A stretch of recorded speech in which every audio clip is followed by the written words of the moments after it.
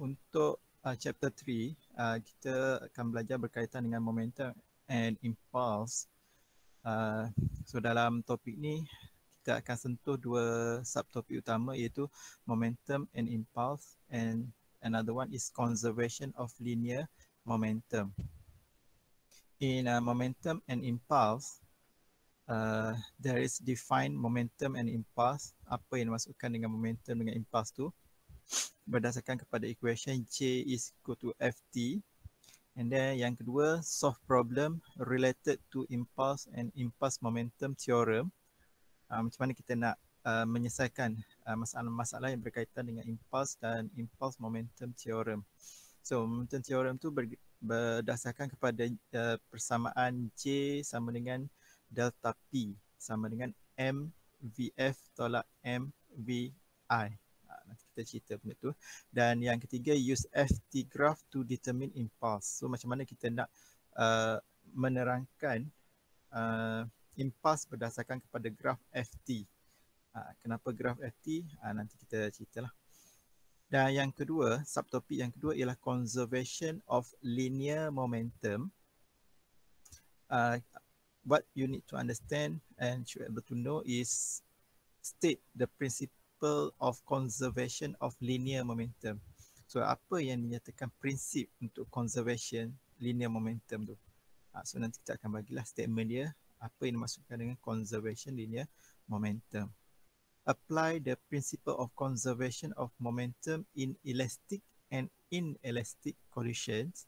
Ada dua situasi, iaitu kita akan tengok momentum ni dalam situasi perlanggaran kenyal dan tak kenyal, elastic dengan inelastic collision dalam dua keadaan. Untuk level you all ada dua keadaan, iaitu satu dimensi and dua dimensi. Pelanggaran dua dimensi dengan satu dimensi. Nanti saya akan tunjuk macam mana apa yang dimaksudkan dengan pelanggaran satu dimensi dan dua dimensi tersebut. Lepas tu, differentiate elastic and inelastic collision. Maksudnya you kena tahu apa beza antara elastic dengan inelastic collision tu. Pelanggaran kenyal dengan pelanggaran tak kenyal tu apa yang bezakan dia. Itu sahaja yang kita akan cover dalam chapter 3 ni. Tak banyaklah dalam chapter 3, iaitu momentum dengan impulse dan conservation of linear momentum. Saya harap anda jelas untuk situasi ni ya.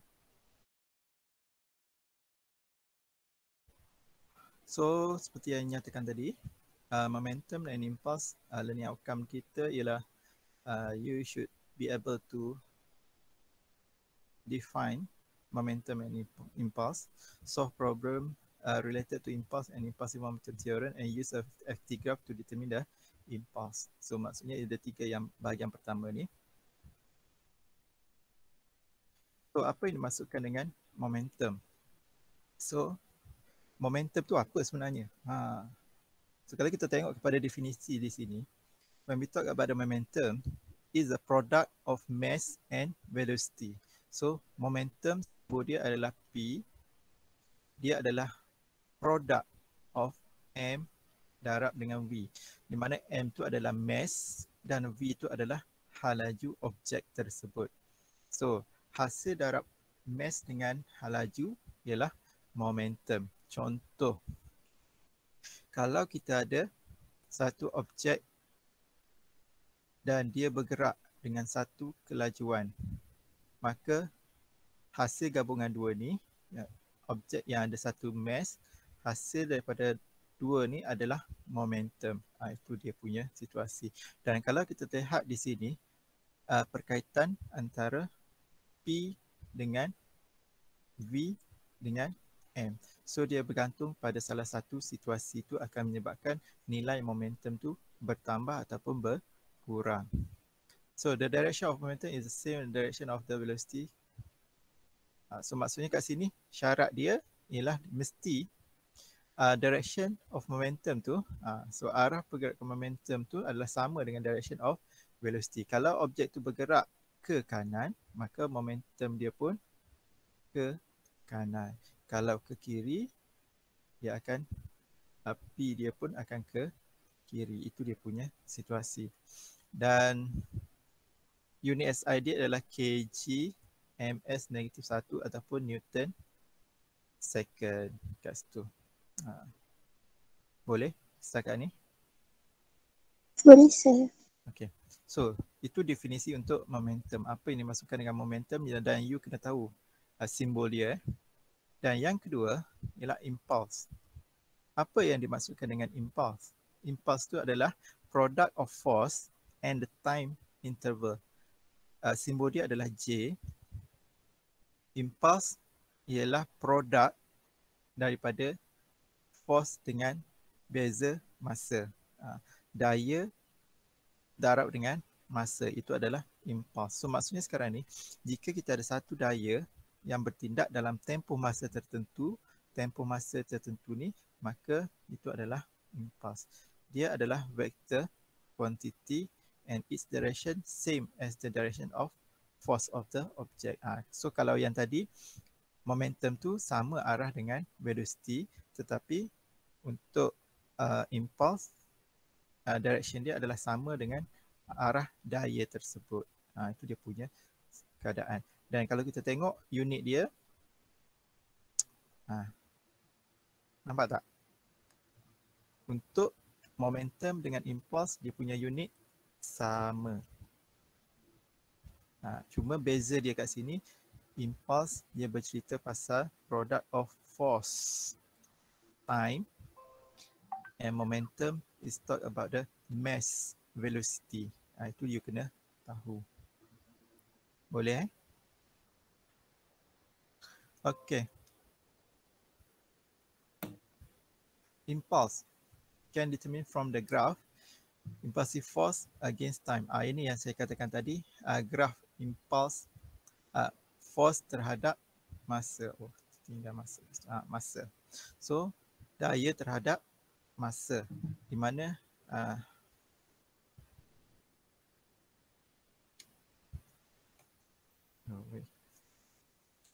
sini impulse tu ialah di bahagian di bawah graf. Ni.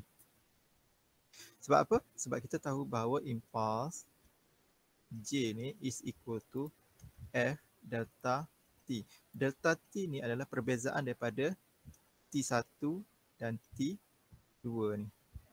Itu dia punya keadaan dia.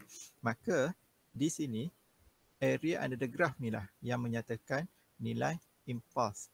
So maksudnya bila kita tengok graf apa? Graf force time, maka dia bercerita pasal impulse. Boleh? So itu yang you kena tahulah. Jangan tertukar dengan 3 graf yang kita dah belajar sebelum ni. Iaitu yang sebelum ni kita belajar ST, VT dan AT. Sekarang kita belajar FT. So hati-hati dengan semua graf ini. So impulse also related with the momentum. So ini adalah perhubungan antara impulse dengan momentum. So dia berkaitan dengan impulse momentum theorem. Apa yang dimaksud dengan impulse momentum theorem tu ialah ini. Impulse final minus impulse initial. Momentum final tolak momentum initial. So impulse ni ialah perbezaan momentum kat situ. Ya, kalau kita tengok kepada situasi momentum is equal to mv. So impulse, perkaitan impulse dengan momentum ialah impulse bersamaan dengan difference of momentum. So daripada situ kita dapat bahawa mv minus mu. Mungkin dalam sesetengah buku you akan jumpa dia buat macam ni. mu2 minus mu1. Pun boleh diterima sebab nilai ni adalah merujuk kepada awal dan akhir lah. Itu dia punya situasi. Yang kita belajar sebelum ni, kalau initial, velocity initial dia akan u, final dia akan v. Pun tak ada masalah. Itu hanya simbol saja. Cuma awak perlu tahu apa maksud dia. So ini adalah perkaitan impulse dengan momentum dan nama dia ialah impulse momentum theorem. So ini adalah contoh.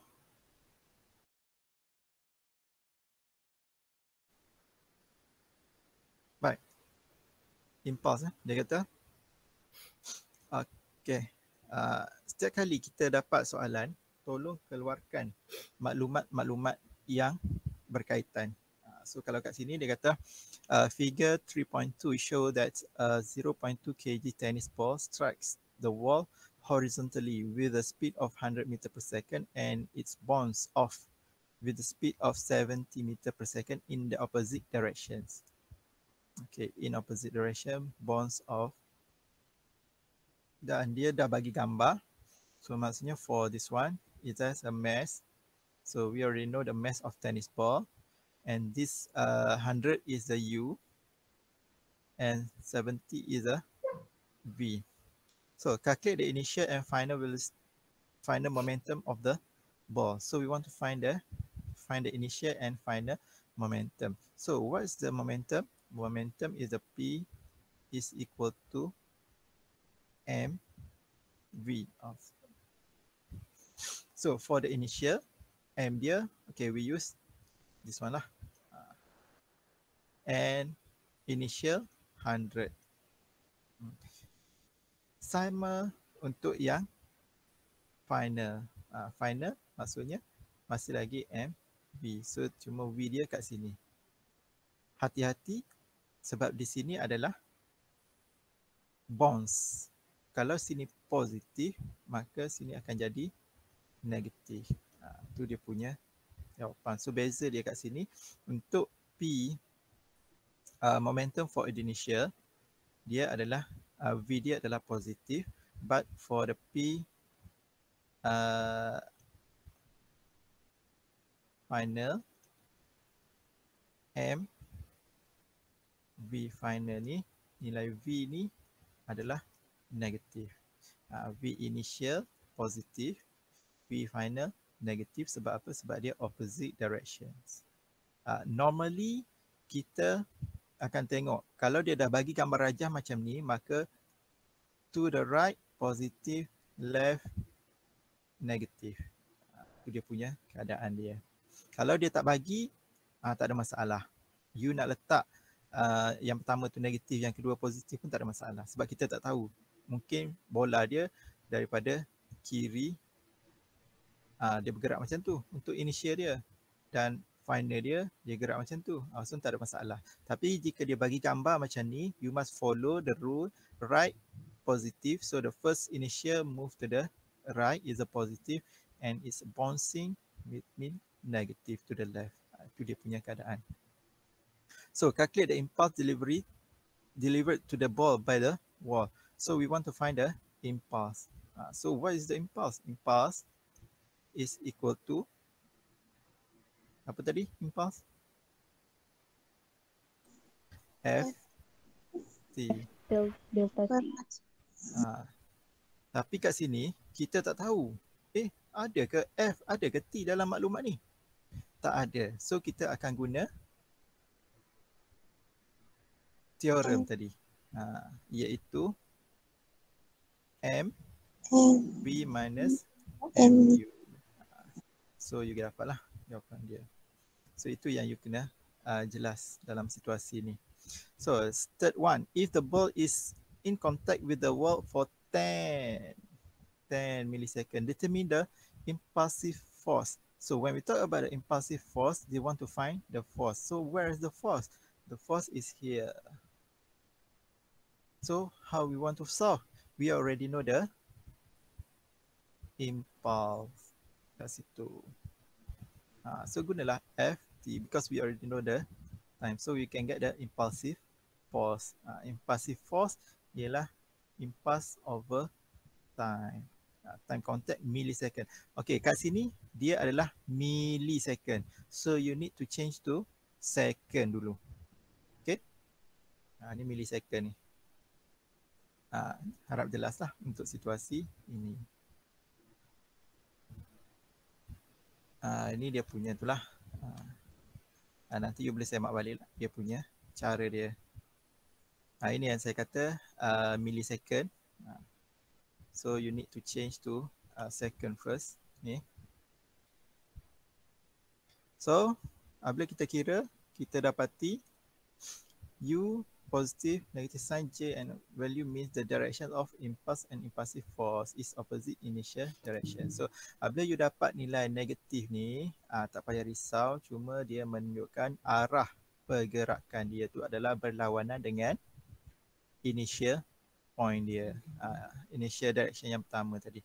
Maksudnya impulse dengan force dia tu adalah ni dinding, dia bergerak ke arah sana, arah impulse dengan daya tersebut. Itu dia punya situasi. Tapi gantian dia tu nak kena betul lah. Ni macam kat sini kan. Ni. Kenapa negatif? Itu dia kena tahu kenapa. Macam juga yang ni. Kenapa? Sebab dia ambil daripada atas ni pergerakan dia. So rujuk balik apa yang saya telah jelaskan berkenaan dengan momentum, impulse dengan momentum tadi, direction dia tu. So untuk situasi ni kita memang kena consider arah tu hati-hati. Sebab dia adalah unit vector. So example yang ni, ini jika kita dapat graph. So bila kita diberi satu graph, you kena tahu apa yang dimaksudkan oleh graf tersebut. Graf ni ialah graf F melawan T, tetapi unit dia kat sini adalah kilonewton dengan millisecond. So be careful for that situations. So impulse delivered to the ball. So maksudnya you want to find the impulse delivered to the ball. So impulse, tahulah impulse J is equal to Ft. So Ft dia, F dia kat mana? F dia inilah. T dia adalah between 1.8 dengan 0.2. Itu dia punya keadaan dia. Cuma hati-hati di sini ialah berkenaan dengan unit. The velocity of the ball after being struck, assuming the ball is being served, so it is nearly at rest initially. So maksudnya sekarang dia kata velocity of the ball after being struck, assume the ball is being served, so it's nearly at rest initially. So sekarang ni kita nak dapatkan nilai halaju dia selepas dia kena pukul lah. So kita tahu mass dia 60, unit dia bagi gram. So hati-hati juga kat situ. So kita nak cari velocity dia. So kat mana kita nak cari velocity?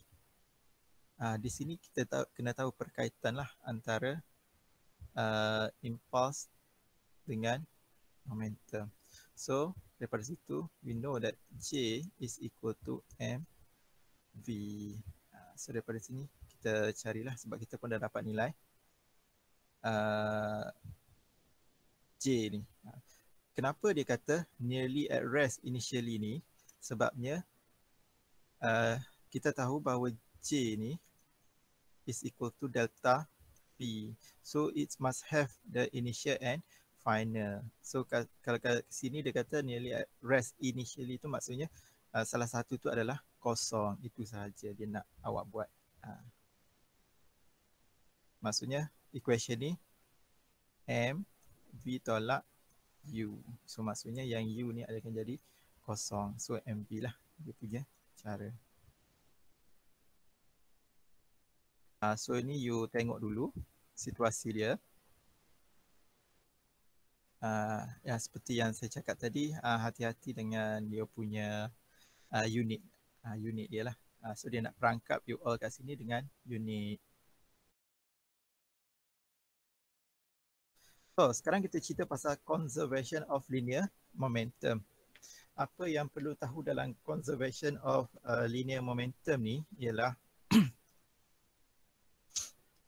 kita perlu nyatakan apa yang dimaksudkan dengan prinsip conservation linear momentum, dan kita akan gunakan equation tersebut dalam dua situasi, iaitu elastik dan inelastik, dan juga dalam dua keadaan, satu dimensi dan dua dimensi. Lepas tu you kena tahu apa beza antara elastic dengan inelastic collision.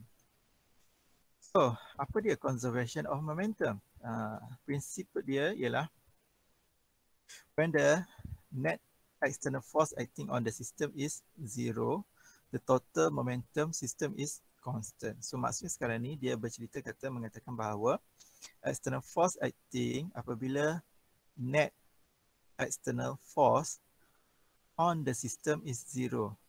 So maksud dia kata jika jumlah kan, jumlah daya yang bertindak kepada satu sistem tu sama dengan kosong, ni macam ni.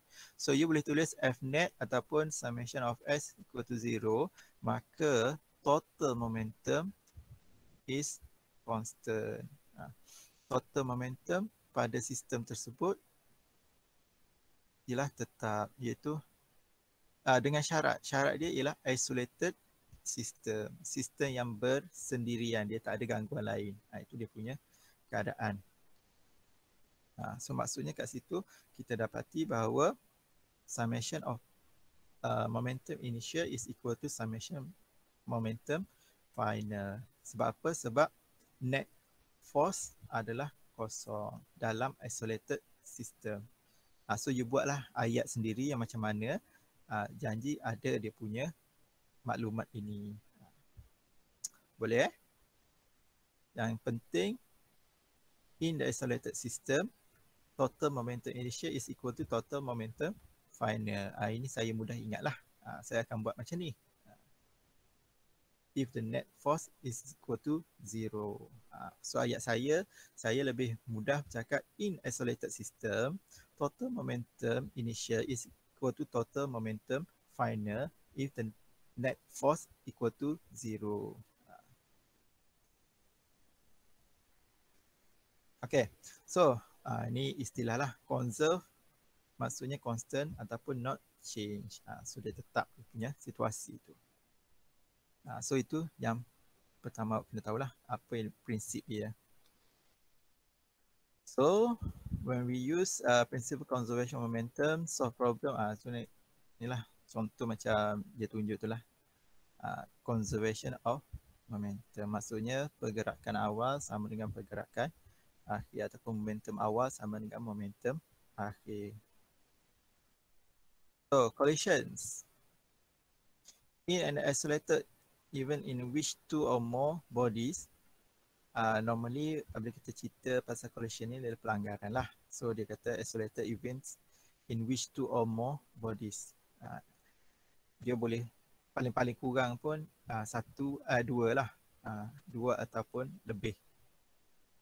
Macam situasi belanggar dinding tu pun boleh jadi collision juga. The body exert relative strong force on each other for a relatively short time. So maksudnya apabila berlaku pelanggaran tu, kita tahu bahawa satu daya yang sangat kuat dalam masa yang sangat singkat. Itu dia punya situasi. Itu sebabnya kita belajar impuls dengan momentum tadi. So maksudnya pelanggaran ni dia akan melibatkan satu daya yang besar dan kuat tapi dalam masa yang singkat. Itu dia punya keadaan. In a collision, the change in the momentum of system is zero. So maksudnya sebab tak ada, tadi kan berdasarkan kepada conservation momentum yang kita definisikan tadi, change in momentum of the system zero. Sebab apa? Sebab no external force are acting the system. No external force. Sebab apa? Sebab external force tadi tu bersamaan dengan kosong. Itu yang kita jadikan in collision ni, changing momentum adalah kosong. So momentum is conserved for any collision. So there is two types, elastic and inelastic. So momentum tu conserve dalam setiap pelanggaran yang berlaku. Sebab apa? Sebab tak ada external force yang wujud kat situ. So elastic.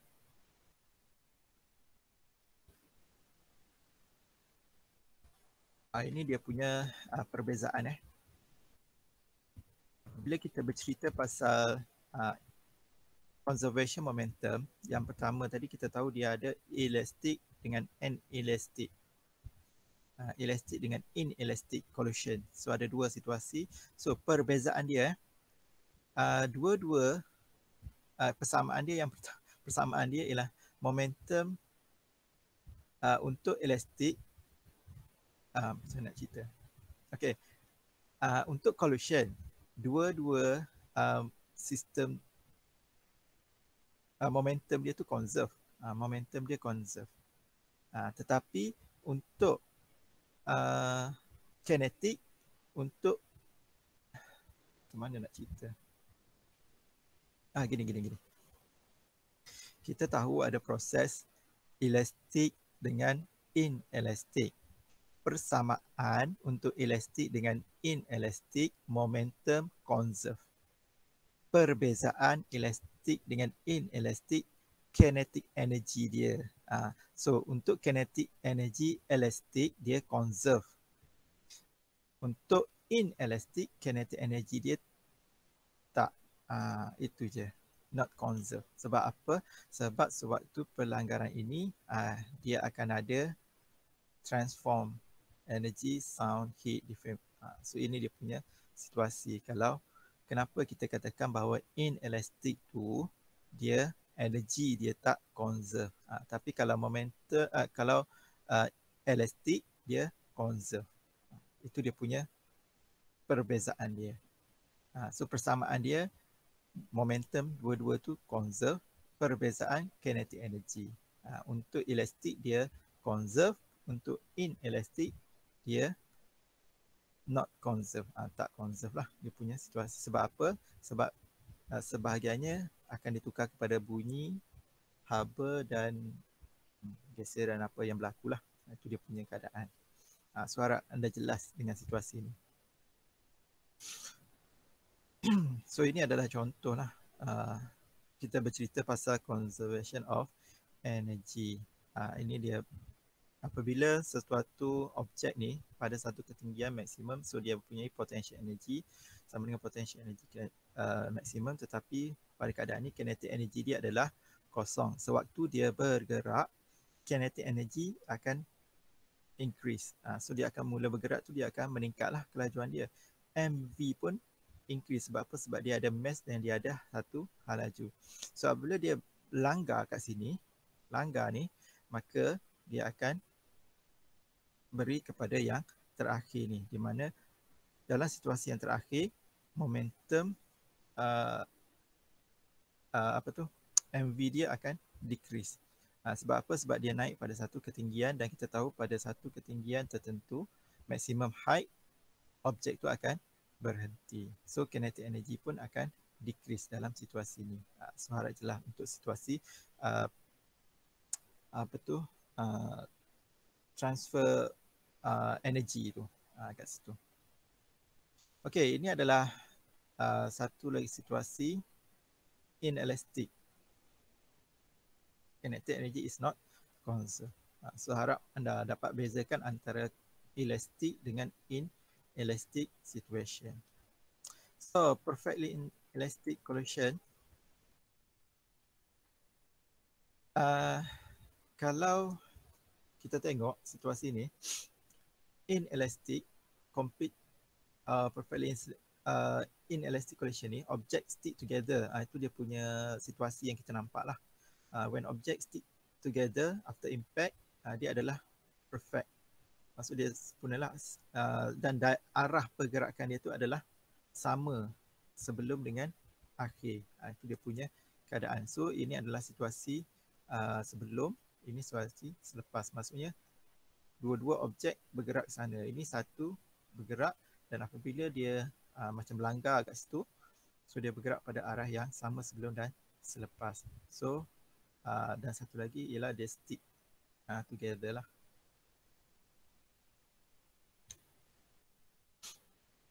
Tu boleh tengok dia punya situasi.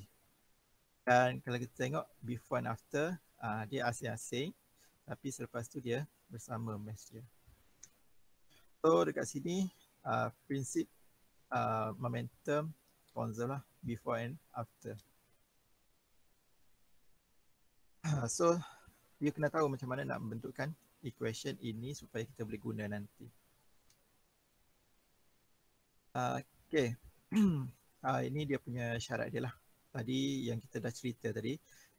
Untuk elastik, syarat dia mesti total momentum is conserved, total kinetic energy conserved.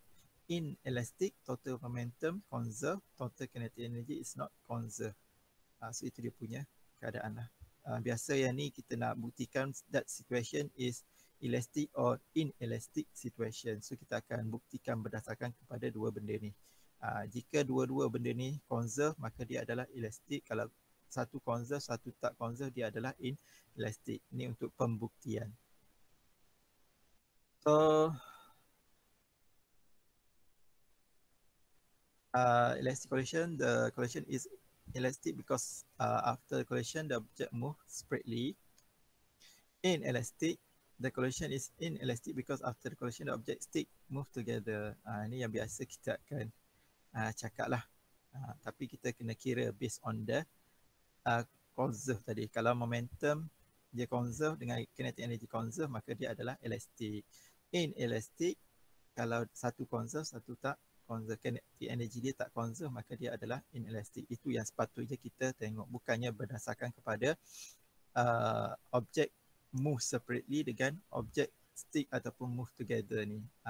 Itu boleh jadi satu ciri, tapi kita nak buktikan tak bolehlah nak nyatakan macam ni. Itu maksud dia kat sini. So ini dia punya jawapan yang sepatutnya apabila kita nyatakan bahawa objek tu elastic ataupun inelastic collisions. So maksudnya kat sini kita perlu buktikan berdasarkan kepada collision only when equal. So maksudnya total kinetic equal to final kinetic energy.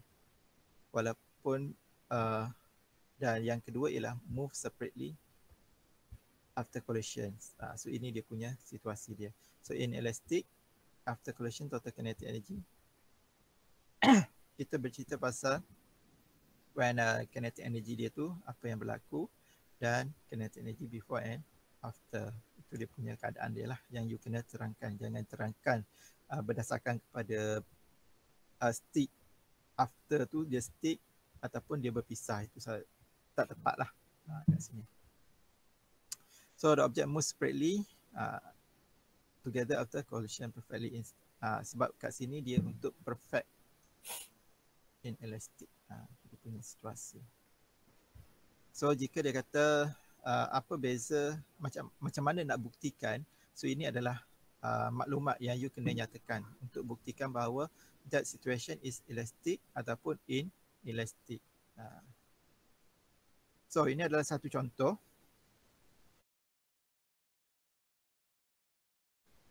So saya pergi kepada contoh ini dulu. Linear momentum in one dimension. So one dimension maksudnya kita dalam satu keadaan pergerakan lah, garisan. So yang ni dia dalam keadaan linear, horizontal. Horizontal lah, betul lah.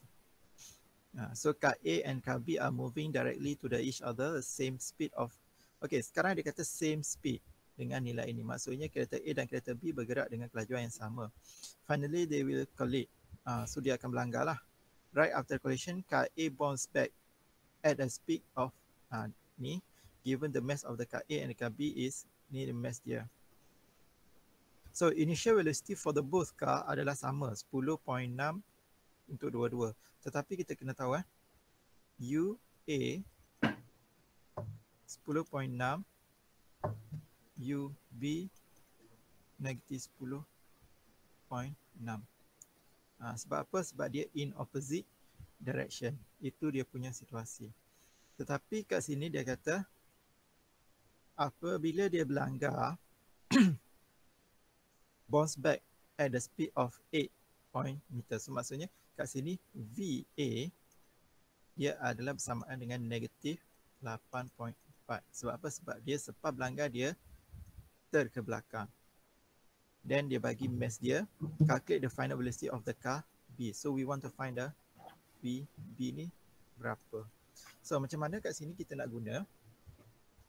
Kita akan guna equation summation P final is equal to summation P before.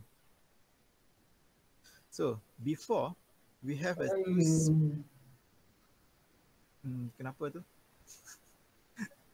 Okay, before we have two separate, and then after pun dia two separate juga. Maka kat sini kita boleh buat M1 U1 ataupun MA UA plus MB UB is equal to MB VB plus MA VA MB VB.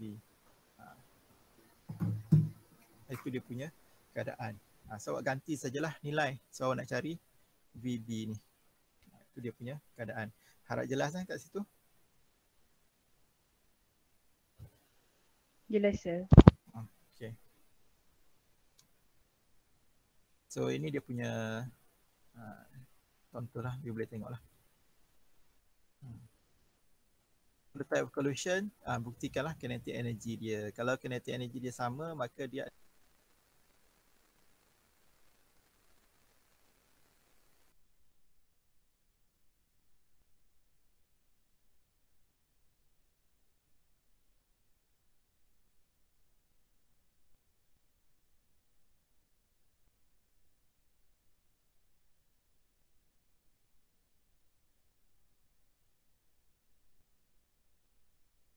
sini adalah after ataupun ini adalah final. So tengok lepas pelanggaran tu dia ada pada satu sudut.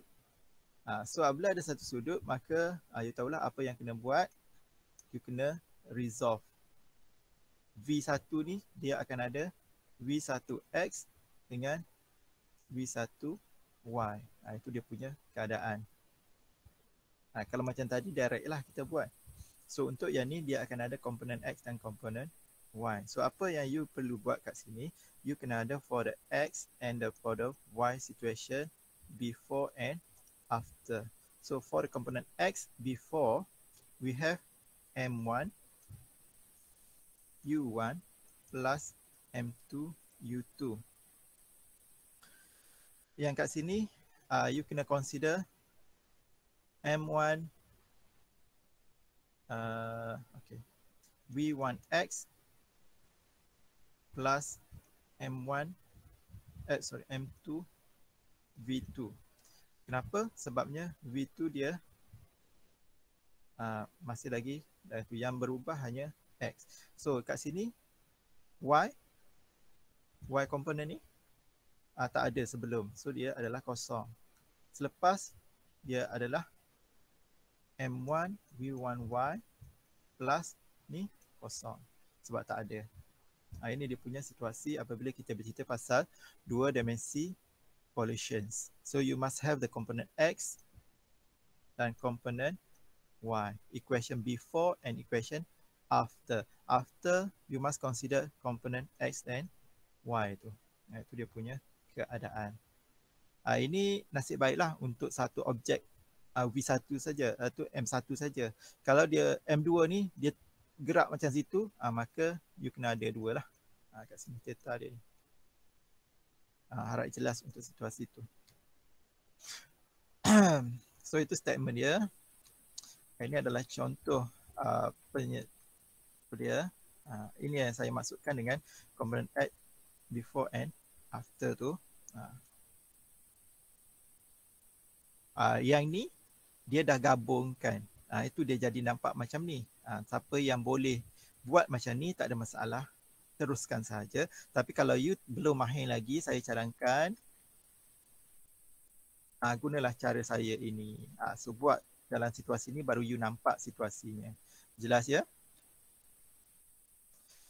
Saya rasa ni kot dah habis lah untuk Okay, dan last kali kita cari dia punya magnitude and directions.